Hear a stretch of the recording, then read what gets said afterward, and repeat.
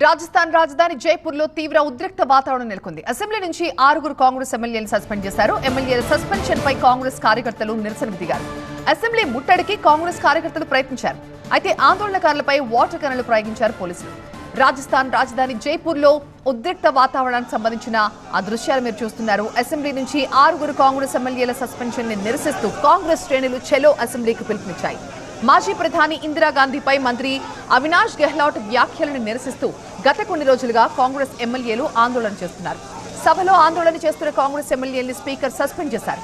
కాంగ్రెస్ ఎమ్మెల్యేల సస్పెన్షన్ ని నిరసిస్తూ కాంగ్రెస్ ఎమ్మెల్యేలు అసెంబ్లీ ముట్టడికి ప్రయత్నించారు. బ్యారికేడ్లు తొలగించేందుకు ఆందోళనకారులు ప్రయత్నించడంతో పోలీసులు వారిని అడ్డుకున్నారు. పోలీసులు కాంగ్రెస్ కార్యకర్తల మధ్య తోపులాట కూడా జరిగింది. పరిస్థితి అదుపు తప్పడంతో పోలీసులు వాటర్ క్యానలు ప్రయోగించారు.